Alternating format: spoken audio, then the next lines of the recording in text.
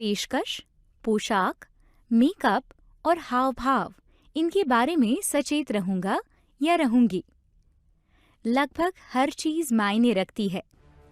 Supervisor सभी बिक्री अधिकारियों के इस महीने के प्रदर्शन को जांच रहा था। उसने ये देखा कि सभी लड़कियों में सुहास और सरोज के मुकाबले शैला ने सबसे अच्छा प्रदर्शन किया था। उसने अधिकतम ग्राहकों को सेवा दी थी और अधिकतम पूछताछ के मामलों को बुकिंग में परिवर्तित किया था। सुपरवाइजर ने उन विविध कारणों का अभ्यास करने का निश्चय किया जो ये अंतर बना रहे थे। इसीलिए उसने क्रम से जांच शुरू की। ज्ञान। तीनों लड़कियों को विषय के बारे में अच्छा ज्ञान था। वे स्थानों को अच्छे से जानती थी और स्थानों के महत्व को अच्छे से समझा सकती थी। बैठने का क्रम। सभी आसानी से ग्राहक की पहुंच में थी और अंदर आने वाले हर ग्राहक उनमें से किसी के भी पास आसानी से जा सकता था। गैर हाजिर। तीनों के तीनों समान दिनों के लिए दफ्तर में हाजिर थी। पहली नजर में तो उनमें कोई फर्क नहीं दिख रहा था। तो ऐसा क्या था जो उनके प्रदर्शन में फर्क ला रहा था? फिर सुपरवाइजर ने तय किया कि वो ग्राहक की तरह बर्ताव करेगी और इस प्रकार ये खोजने का प्रयास करेगी कि शैला ने औरों से अच्छा प्रदर्शन क्यों दिया। फिर सुपरवाइजर दफ्तर में आई और उसने उन तीनों की ओर देखा। उसने महसूस किया कि केवल शैला ही थी जिसका ध्यान था और जिसने ग्राहक की ओर मुस्कुराकर देखा।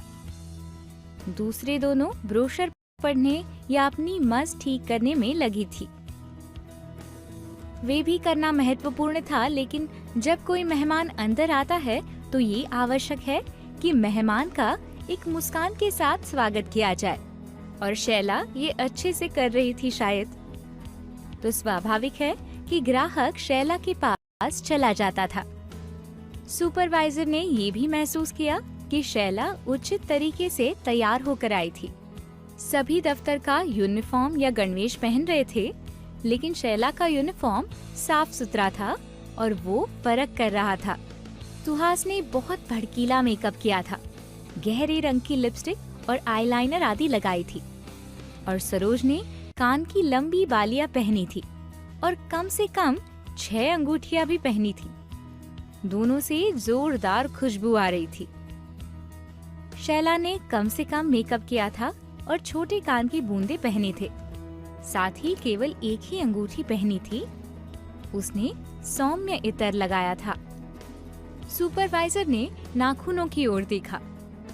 वो जानती थी कि जब आप काउंटर के पीछे बैठते हो और ग्राहकों को पुस्तकें एवं ब्रोशर दिखाते हो तो ये एक मुख्य बात होती है। शैला के नाखून अच्छे से कटे हुए थे। सुहास ने नाखूनों पर गहरा रंग लगाया था और सरोज ने मेहंदी जो आधी अधूरी रह गई थी हाथों और नाखूनों पर। जैसे सुपरवाइजर ने देखा, फर्क समझ में आने जैसा ही था। शैला साफ सुथरी थी, सौम्य मेकअप के साथ थी और एक हमेशा स्वागत करने वाली मुस्कान के साथ भी। उसके हाथ साफ थे, नाखून अच्छे से कटे थे। सुहास और सरोज भी साफ सुथरी थी, लेकिन गहरा मेकअप पहनी हुई और हाथों, नाखूनों और कान की बालियों की ओर ज्यादा ध्यान नहीं दिया था। शैला उसकी मुस्कान और सावधानी से ग्राहकों को तुरंत ही आकर्षित करती थी। सुहास और सरोज ग्राहक के अनचाहे दूसरे विकल्प थे। सुपरवाइजर ने कान में पहनने की बूंदे और हाथ में पहनी जाने वाली अंगूठियों के बारे में स्पष्ट नियम बनाने का निर्णय लिया और मेकअप के बारे में भी।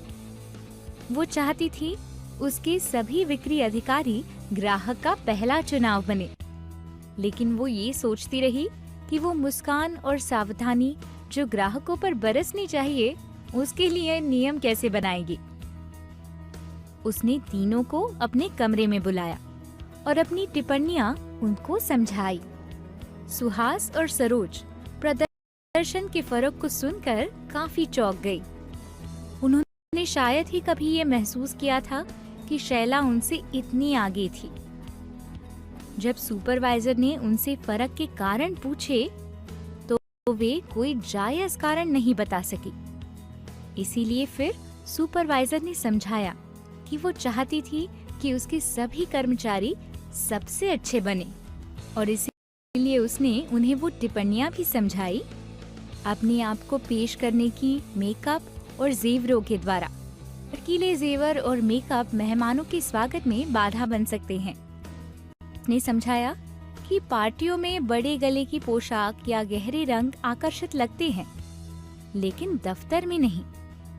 हालांकि सभी एक समान यूनिफॉर्म ही पहनते थे, भड़कीले जेवर और मेकअप वही भूमिका निभाते थे जैसे बड़े गले की पोशाक। सरोज और सुहास ने संकेत पा लिया और मेकअप एवं जेवर बदलने का फैसला किया। साथ ही शैला से ये सीखना कि सावधानी और मुस्कुराते रहना कैसे आवश्यक था। सुपरवाइजर अपनी टीम को बेहतर तरीके से काम करने की दिशा में ले जाने में सफल हो गई थी।